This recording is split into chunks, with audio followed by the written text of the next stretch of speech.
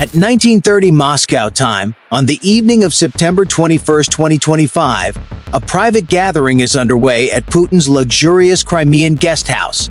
Russia's elite drink, laugh, and congratulate themselves on a war they believe is firmly under control.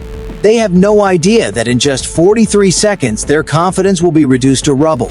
Miles offshore, slicing silently through the Black Sea, a 16-foot phantom cuts across the waves.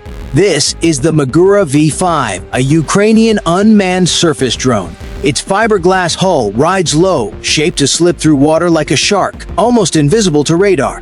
Hidden inside its payload bay are 6 OSA FPV drones. Think of them as 13-inch guided missiles, each carrying a 5-pound shaped charge, a warhead designed not to explode outward, but to focus its energy into a superheated jet of metal, capable of punching through concrete and steel as if they were paper. The Magura closes on its target, Sanatorium 40, a private retreat for Russia's war leadership, a place where decisions are made in comfort, nestled beside 4 state-owned dachas, where the FSB plans its next moves. This strike isn't about embarrassment. It's about blinding the enemy and securing Ukraine's vital grain corridor. At 1931 local time, 3 miles from the coast, the Magura slows to a crawl. Its bay doors open. One by one, 6 silent shapes slip into the sea. The mothership provides a final 10-second laser guidance lock, then fades back into darkness. From here on, the mission belongs to its children. The OSA drones accelerate instantly, 60 miles per hour, skimming the surface so low they taste salt spray. They don't fly in straight, predictable lines. They execute a tactic born from desperation and brilliance, a Ukrainian military intelligence concept known as the ghost chain. The lead drone ejects a cloud of metallic dust, 500 strips of aluminum chaff. To a Russian radar operator, it's a nightmare, a blizzard of false targets. The remaining 5 drones hide directly behind it. They hug the base of the Foros cliffs, flying inside the radar shadow of solid rock. To clear a patrol boat ahead, they pop up for exactly 7 seconds, exposing themselves for just 12 feet, then vanish again. At 1932, nature intervenes. A sudden 20-knot wind gust slams the swarm, hitting drone number 3 hardest, the one with the corroded antenna. A 2-3-degree targeting error becomes a stability nightmare. The drone bucks violently as its AI struggles to compensate. Hundreds of miles away, in a concrete bunker beneath Odessa, a Ukrainian operator watches his screen flicker. His hands slick with sweat, he fights the controls, manually stabilizing a machine the size of a ruler flying blind behind a wall of chaff inside a storm. The entire mission balances on his fingertips. Along the shoreline, a Russian Spetsnaz operator scans the cliffs with a $10,000 thermoscope. Routine, boring. Until it isn't. At 1927, his scope flares, heat moving fast, a target. He raises a specialized drone gun, firing a focused electromagnetic beam. Miles offshore, the decoy drone's electronics fry instantly. It erupts in sparks and plunges into the sea, a confirmed kill. As he radios in his success, he has no idea that the real swarm, 5 invisible assassins, has already slipped past him, hidden below the cliffline. He defeated a ghost, but his radio call awakens something far worse. 30 seconds later, a Pantsir 1 battery near Yalta lights up like a Christmas tree. The operators don't see 5 drones. They see one massive radar signature, exactly as the chaff cloud was designed to show. The system screams one word: enemy. A command is issued. A $20 million surface-to-air missile ignites, accelerating to Mach 3, racing toward the phantom target. In Odessa, the Ukrainian operator watches the missile track and smirks. "Go ahead," he mutters. "Waste your money." The missile detonates in a blinding flash, vaporizing nothing but aluminum foil. The Russians believe they scored a direct hit.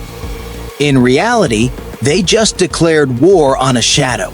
And while every sensor locks onto the Phantom, the Magura V5, now 10 miles offshore, plays its final card, broadcasting a fake electronic signature mimicking a much larger vessel. On Russian patrol boat screens, a new priority target appears, drawing them out to sea and clearing the final path for the swarm. The trap is set. Sirens wail across Sevastopol. From a nearby airfield, an Su-30 fighter jet roars into the sky, afterburners tearing holes in the night. A Mach 1, 9 Predator, $50 million of pure air superiority. So how do a handful of plywood drones survive? By refusing to play its game. The swarm splits. 2 drones drop lower, dissolving into sea clutter. 3 climb to 200 feet.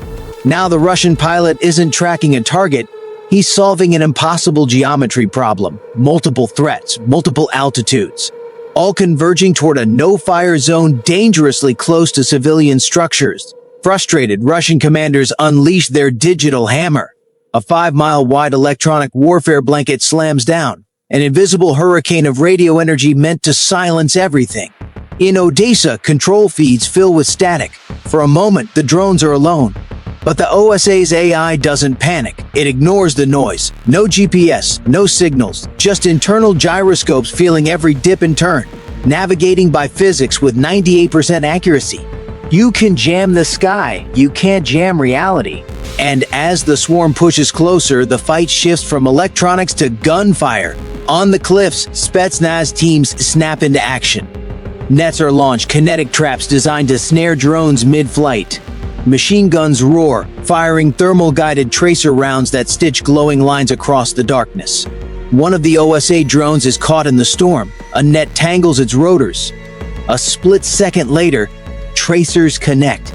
It vanishes in a sharp white flash. Gone. 1 down, 4 to go. In the Odessa bunker, the operator exhales sharply, wiping sweat from his brow. His screen pulses, then stabilizes. A single number dominates the display, 20 seconds to target. Hold steady, he whispers. Just hold steady. Russia has a cheetah. Ukraine has a fox. And in a game of hide and seek, the fox always wins. Across Crimea, Russian defenses descend into chaos. Millions of dollars of ammunition are hurled skyward, blindly hunting ghosts. Radar tracks overlap. Orders contradict each other. Command channels clog with shouted warnings. Then Ukraine plays its ace. At 1929 local time, one OSA drone abruptly changes its electronic signature. It stops looking like a weapon. Instead, it begins broadcasting the IFF code of a civilian passenger aircraft. Its projected flight path now appears to drift toward a populated area, dangerously close to a local school. It's a bluff, a digital masterpiece. Russian commanders freeze. Do they fire and risk shooting down what looks like a civilian aircraft, or do they hesitate? That hesitation lasts only seconds. But seconds are everything. Across Russian command posts, confusion turns into panic. Orders are shouted, reversed, shouted again. The billion-dollar S-400 system pauses. The Panzer crews hesitate. Even the soldiers on the ground stop firing, eyes glued to their screens. They're staring at the wrong ghost. And while every Russian sensor locks onto the phantom civilian target, the 4 real attack drones slip through the chaos, emerging from the radar shadow of the cliffs with a clear, unobstructed line to Sanatorium 40. Out at sea, less than 20 meters from the coast, the Magura V-5 hides in the shadow of a grain freighter, its profile swallowed by commercial traffic. It performs its final act. A single, narrow laser pulse cuts across the water, a whisper of data. The beam strikes the damaged drone, instantly correcting its 3.6-degree targeting error. The ghost reaches out one last time. In the Odessa bunker, 4 green targeting boxes snap into place, locking onto the thermal signature of the sanatorium's main hall. The operator leans into his microphone, voice calm, controlled, almost cold. The trap is sprung. The clock rolls forward. 1930 local time. Russian commanders finally realize they've been played. Hesitation turns to fury. The Panzer system erupts, its twin 30mm cannons hammering the sky. 4,000 rounds per minute, a solid wall of steel designed to shred anything that flies. The night explodes into fire. But the 4 OSA drones don't scatter. They don't evade. They converge. Straight through the storm of tracer fire, they line up on a single point, the heart of the complex. The lead drone, now perfectly corrected, places its crosshairs over the hottest thermal signature inside the main banquet hall. A perfect lock. In Odessa, the operator's voice drops to a whisper. Fox 3, release payload. The command is given. This is the staffetta, the baton pass. The drones are not the weapon. They are only the delivery system. 4-1. 5-pound shaped charges detach, fins snapping open as they enter their terminal dive over 200 miles per hour, pure physics taking over. Their job is done. The drone carriers bank hard, peeling away toward the sea, back toward the Magura, waiting patiently among the shipping lanes. The operator doesn't wait to watch the impact. He stands, slams his palm against the console, and shouts to his team, "Delivery complete. Now we get out." Inside the sanatorium, celebration turns to terror. The distant thunder of air defense fire becomes deafening. Glasses shatter. Screams erupt. A Spetsnaz commander bellows into his radio, ordering fire at anything that moves. A senior VIP drops his caviar dish, marble floor slick with shattered glass. "How is this possible?" he shouts. "We jammed everything." But the warheads don't care about jamming. They carry no electronics to fry. They are pure kinetic intent, guided by unbreakable laws. And as the first shaped charge reaches the roof of the main hall, the physics lesson begins. The moment of impact is instant and absolute. The first warhead punches through the reinforced glass roof. It doesn't crack. It ceases to exist. 4 inches of armored glass vanish under 700 foot-pounds of force, the equivalent of being struck by a speeding pickup truck. Inside the charge, the copper liner collapses inward, forming a superheated jet of molten metal, 5,000 degrees Fahrenheit, focused into a needle of destruction. It slices through marble, steel, and concrete as if they were paper. A heartbeat later, the second warhead detonates inside the service wing.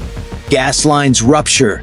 A rolling fireball tears through the kitchen complex, blowing the western wall outward and into the Black Sea. Flames surge skyward, visible for miles. The third strike finds the very important person garage.